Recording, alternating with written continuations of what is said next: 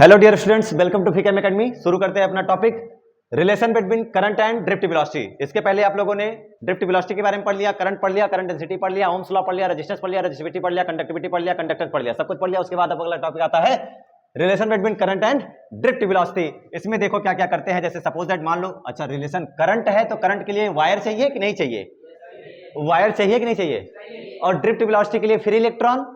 हाँ, तो फिर वायर बनाए, एक क्या किया जाए, एक वायर बनाया जाए। और इस वायर के लिए करके हम बात करें, इसका क्रॉस सेक्शनल एरिया कितना ले लेंगे, ए।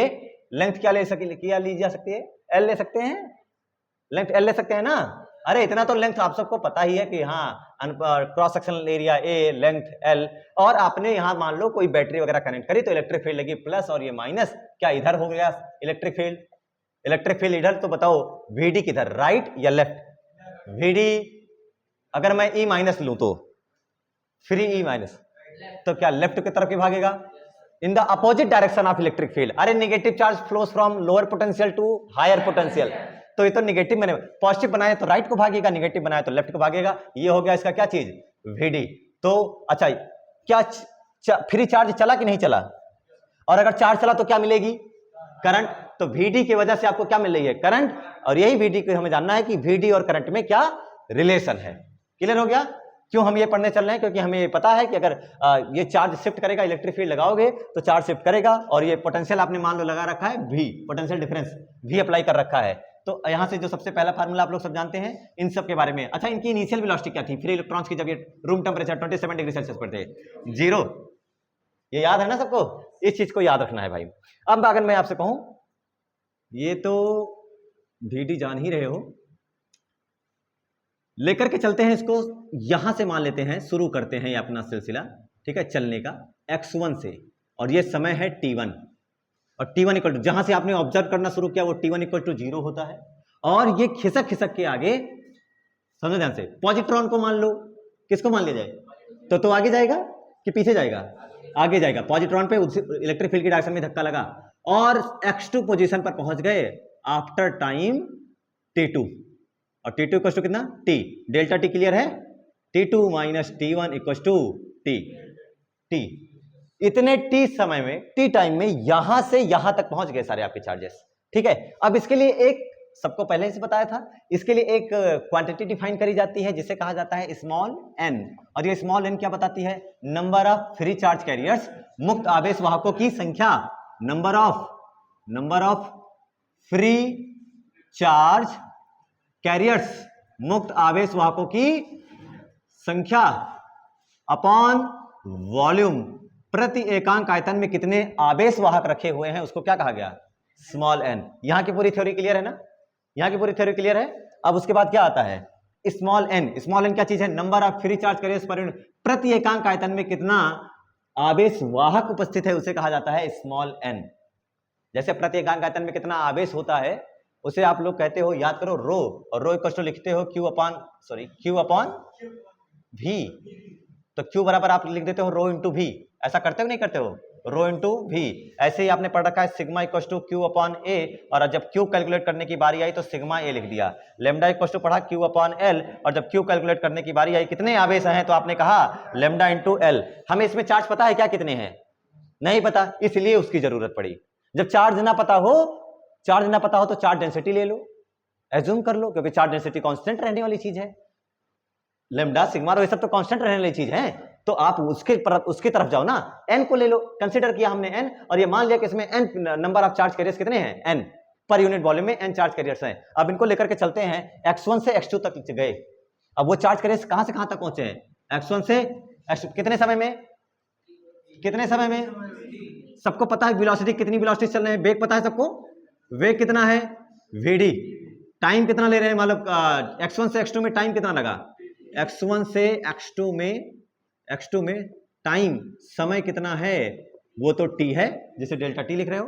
अब हम लेकर के चलते हैं, वेग है vd, वेलोसिटी है vd, टाइम लिया उन्होंने x1 से x2 तक जाने में t समय लिया। अब अगर मैं कहूं इस t समय में इन दिस टाइम t समय में उन मुक्त आवेश वाहकों द्वारा, सोचो जितने यहां रहे होंगे वो सब टी समय बाद खिसक खिसक के क्या यहां पहुंच चुके होंगे कि नहीं पहुंचे होंगे, टी समय में खिसक खिसक के यहां पहुंचे होंगे कि नहीं पहुंचे होंगे? तो ये चार्ज कैरियर्स क्या यहां से यहां तक की डिस्टेंस ट्रेवल किए? यहां से जब कोई चार्ज यहां था शुरू में t इक्वल टू 0 पर, t समय बाद वो सब यहां पहुंच गए, तो जो इलेक्ट्रॉन यहां था वो यहां तक पहुंचा, पहुंचने में क्या ट्रेवल किया उसने? डिस्टेंस ट्रेवल किया। तो t समय में आवेश वाहकों द्वारा चार्ज कैरियर्स ने कितनी डिस्टेंस ट्रेवल करी?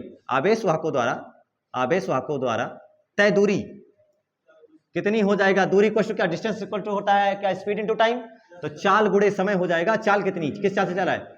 vd से इंटू, अरे vd से ही तो चल रहा है, vd से इंटू कितने टाइम में? t। ये हो गया आपके पास vd इंटू t। अब अगर आप ध्यान से देखो तो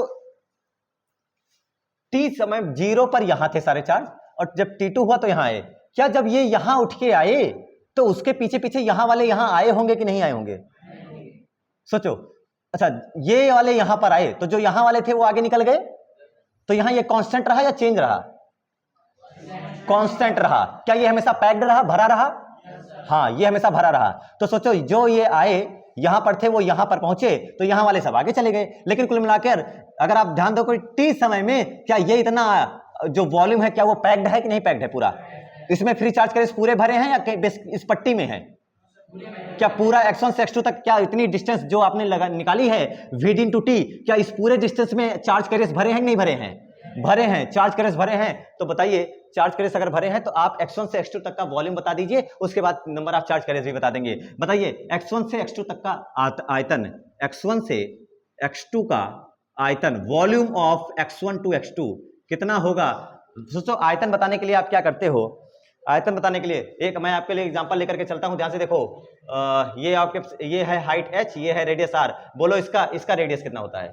अच्छा, एक सेकेंड, आप इसका बताओ, इसका वॉल्यूम कितना होता है? सिलेंडर का वॉल्यूम कितना होता है?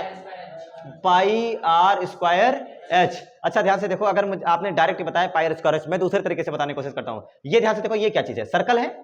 सर्कल का एरिया पाई आर स्क्वायर। अरे लिखा तो है पाई आर स्क्वायर, तो पाई आर स्क्वायर क्या हो गया? Area into H. क्या चीज है? क्या लेंथ ऑफ सिलेंडर। तो एरिया इंटू लेंथ से भी तो क्या निकल के आ गया? वॉल्यूम। तो वॉल्यूम निकालने का एक और तरीका है, कितना एरिया है, कितना एरिया है, और उस एरिया के साथ साथ कितनी उसकी लेंथ है। लेंथ पता है सबको? बोलो x1 से x2 की लेंथ, x1 से x2 की लेंथ बताइए सब लोग। x1 से x2 की लेंथ क्या वही डिस्टेंस है जितनी वो ट्रेवल किया है? तो अगर मैं आयतन पूछूं तो आप कहेंगे एरिया इंटू लेंथ, जो कि हो जाएगा एरिया इंटू लेंथ कितनी है? vd into T.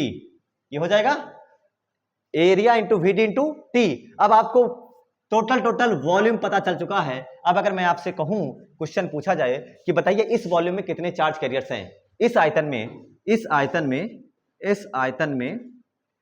में आवेश वाहकों की संख्या, इस आयतन में आवेश वाहकों की संख्या। अब बताओ कितना आवेश है? इस आवेश में कितने आवेश वाहक हैं? सोचो, आपको वॉल्यूम पता चल जाए और चार्ज डेंसिटी पता चल जाए। चार्ज डेंसिटी क्या है? चार्ज अपॉन वॉल्यूम, यही तो है, कूलाम पर मीटर क्यूब, वही तो है। और अगर आपसे चार्ज पूछ लिया जाए तो आप क्या कर दोगे? सीधे रो इंटू वी। रो क्या हो गया? चार्ज डेंसिटी, प्रति एकांक आयतन में आवेशों की संख्या, number of charge in per unit volume. तो क्या अपने पास चार्ज डेंसिटी इस बार रो नहीं, क्या एन है? ये रो ही है, बट रो आपके लिए ऑलरेडी पढ़ चुके हो, इसलिए मैंने उसको किस लेटर से यहां लिखा है? एन से। बाकी रो ही है, ये कंफ्यूज मत होना। अरे खुद ही देखो, चार्ज अपॉन वॉल्यूम, तो इसमें क्या लिखा? Number of free charge carriers upon volume. इसमें से आपको आवेश की वैल्यू भी पता, आवेश का मान नहीं पता चलता, बल्कि कितने आवेश वाहक हैं ये पता चल जाते हैं। ठीक है, इसीलिए रो और एन में डिफरेंस दिखाया जाता है। अब बताओ, इस आयतन में कितने आवेश वाहकों की संख्या होगी? तो आप क्या लिखोगे? क्या चार्ज डेंसिटी जो आपने निकाला है, free charge density, multiply by क्या वॉल्यूम। और वॉल्यूम क्या आपको पता है कितना है? वॉल्यूम कितना है? Area into vd into T. ये हो गया आपका। अब बताओ आवेश क्या होता है? आवेश सबको धारा बतानी है कि नहीं बतानी? क्या vd मिल रहा है कि नहीं मिल रहा बार बार? अब क्या चाहिए? किस में रिलेशन बताना था? vd में और करंट में। करंट मिसिंग है। Current equal to I equal to Q upon T. तो दिख रहा है, टी हो सकता है चला जाए बाद में। आई इक्वल टू क्यू पता ही नहीं है, तो क्यू कैलकुलेट करो। How to calculate Q? कितना आवेश होगा? अतः इस आयतन में आवेश, अतः चार्ज कितना हो जाएगा, Q equal to N E. तो एन तो ये डायरेक्ट आ गया, गलत हो गया क्या? सही है गलत है? गलत है। कहां से सही होगा? ये एन अलग चीज है, यहां पर आपके पास इतने ही एन इलेक्ट्रॉन हैं, आपके पास इतने चार्ज कैरियर्स नहीं है। कितने चार्ज कैरियर्स हैं? N A V D T, इतने चार्ज कैरियर्स हैं, इसलिए आप लिखोगे N A V D into T. क्या ये आपका Q equal to N E का एन हो गया? Q equal to N E का कितना क्या हो गया? एन हो गया, इंटू कौन बच रहा है? E। तो ये आपका कंप्लीट होता है number of charge. So number of charge नहीं, amount of charge. Number of charge तो ऊपर है, और ये क्या चीज है? Amount of charge. चार्ज की मात्रा, आवेश की मात्रा पता चल गई। अब बताओ, we know that the current is I equal to, we have I equal to Q upon T, implies करेगा I इक्वल टू Q की value N A V D T into E divided by T. तो आप T से T भेजेंगे, आपके पास बचा क्या? I equal to N, मैं जैसे बताता हूं ऐसा याद करो, मैंने हमेशा ऐसे ही याद किया था, N E A V D, N E A V D एक अच्छा टर्म सीक्वेंस नजर आता है, इसलिए N E A V D.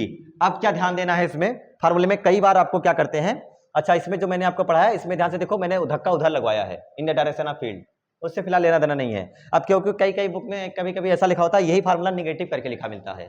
Negative इसलिए क्योंकि कौन चलता है अंदर? फ्री इलेक्ट्रॉन्स, इसलिए फार्मूला निगेटिव लिखता है। निगेटिव देख के चौंक मत जाना कि फार्मूला गलत बढ़ा दिया मास्टर ने, नहीं, निगेटिव लिखा मिलेगा तो क्या समझ जाना कि वो इलेक्ट्रॉन का साइन ले रहे हैं, बस और कुछ नहीं है। तो आई इक्वल टू क्या हो गया? N E A V D ampere. Clear हुआ फार्मूला? फार्मूला आसान था? कुछ भी नहीं है, थोड़ा सा थ्योरेटिकल है, जानबूझ करके परेशान करने के लिए। क्यों नहीं पता था, क्यों निकालने के लिए हमने क्या एक नई क्वांटिटी डिराइव करी, और नई क्वांटिटी क्या चीज है? नाम इसका क्या है? फ्री चार्ज डेंसिटी, या चार्ज डेंसिटी ही याद रख लीजिए, ठीक है?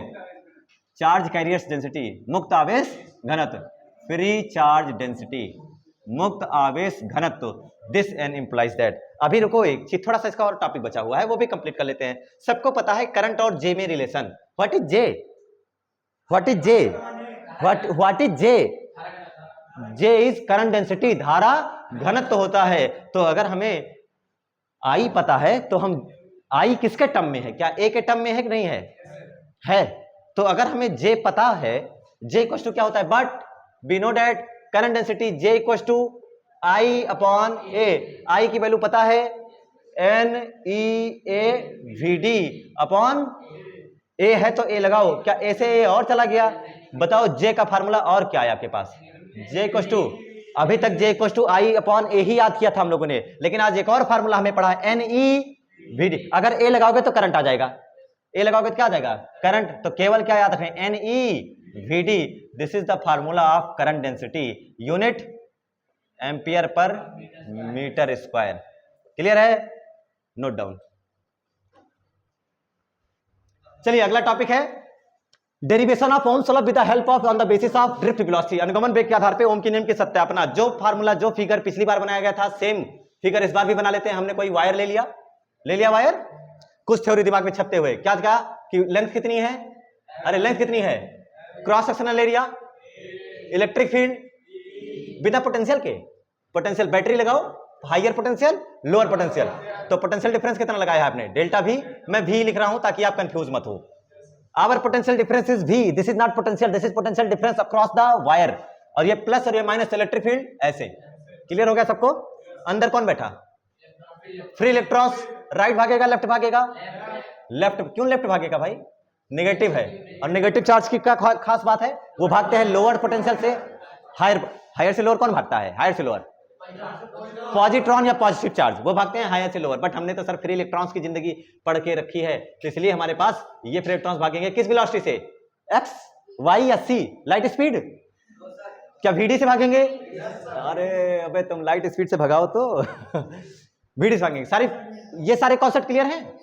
पोटेंशियल डिफरेंस भी, cross sectional area A, electric field E, length L, और कुछ बच रहा है? फ्री इलेक्ट्रॉन ई, और एक इलेक्ट्रॉन को लेकर के पढ़ने की कोशिश कर रहे हैं। क्लियर है सबको? अब हम यहां पर आपसे पूछें, इनकी शुरू में इनिशियल वेलोसिटी के बारे में क्या ख्याल है आपका? शुरू में एवरेज वेलोसिटी जितना आपने शुरू में निकालता था, एवरेज शुरू में इनिशियल जरूरी रहता था। जब आप इलेक्ट्रिक फील्ड लगाए तो कुछ चला कि नहीं चला? तो शुरू में एस इनिशियल अगर मैं बात करूं, you is your initial velocity या थर्मल वेलोसिटी, ठीक है, इनिशियल थर्मल वेलोसिटी कितना होता है? 0। यू कितना होता है? 0। अगर ये 0 होता है तो मैं आपसे पूछूं what is final velocity, V, जिसे आप वीडी कहते हो, वी इक्वल टू क्या होता है फार्मूला? यू प्लस होता है फार्मूला। यहां से ये डेरिवेशन कल के लेक्चर में हुआ है। वी क्या है? वी से चलेगा कि वीडी से चलेगा?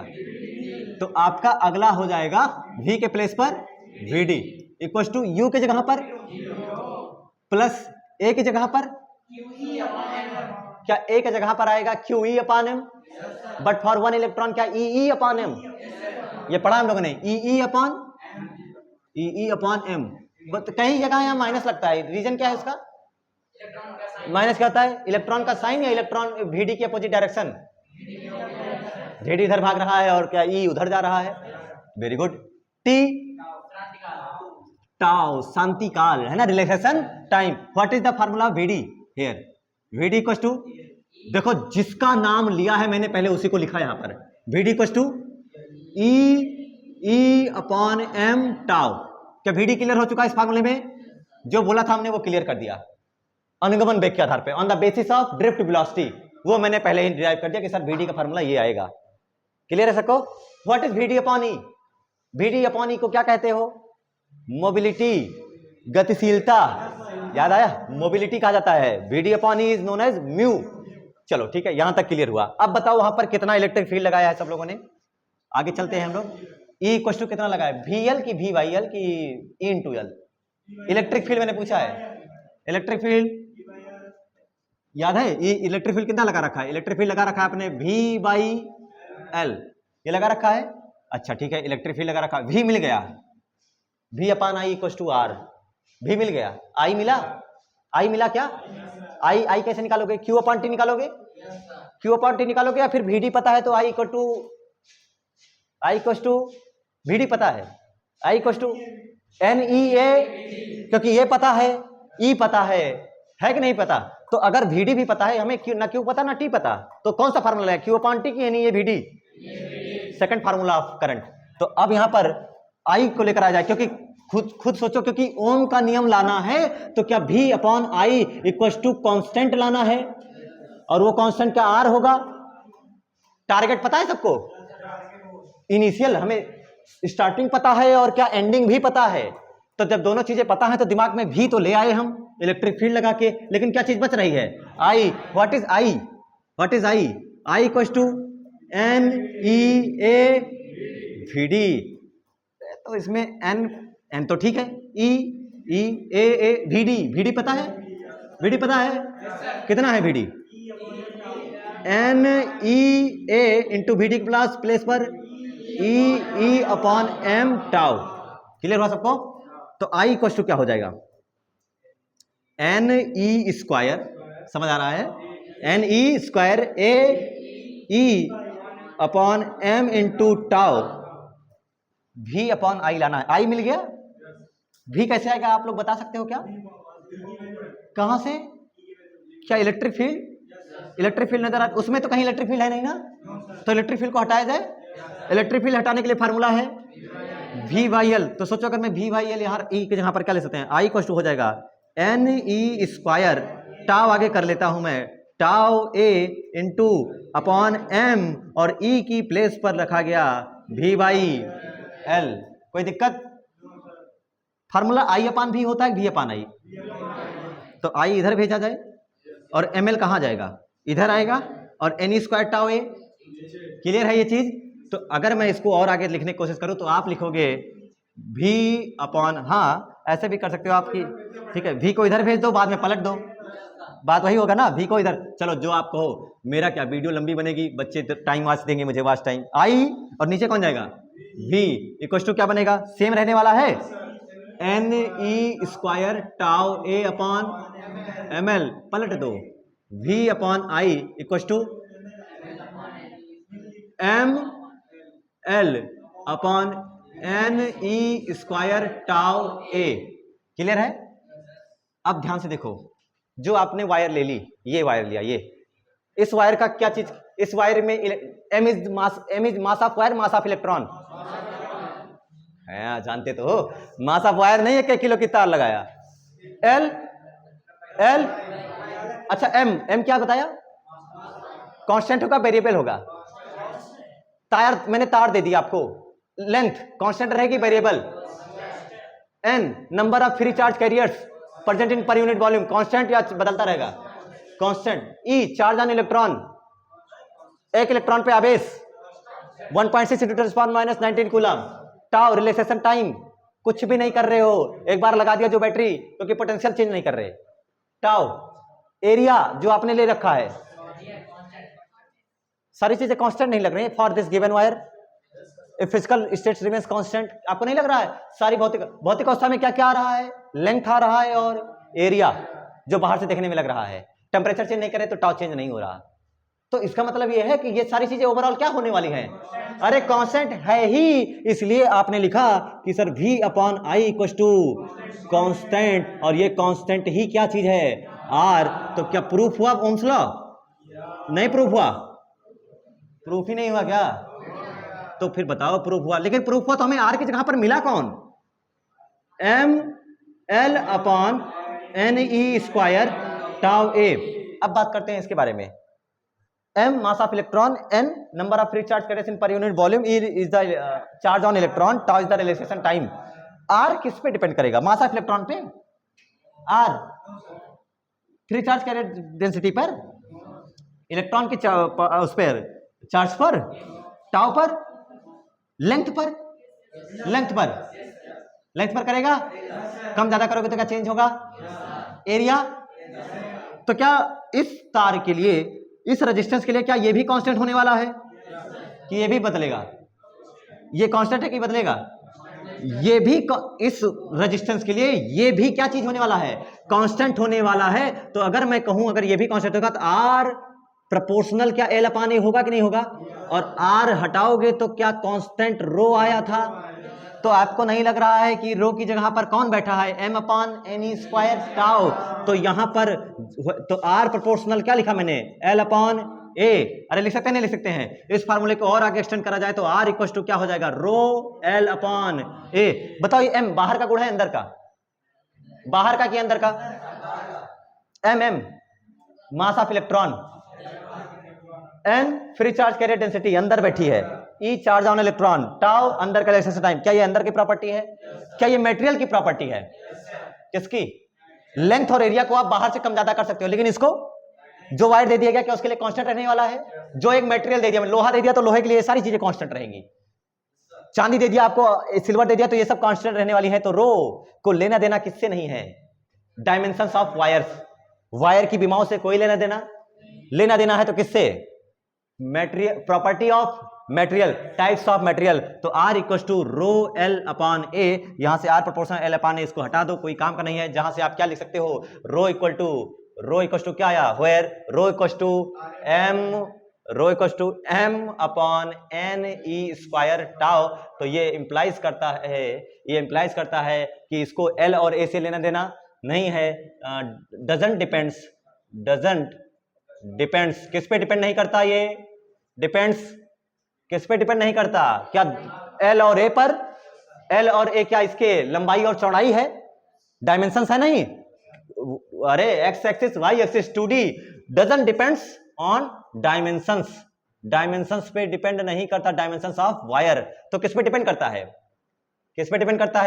क्या it depends on property of material, property of matter, किस मैटर से बना है, किस मटेरियल से बना है, property of nature of material,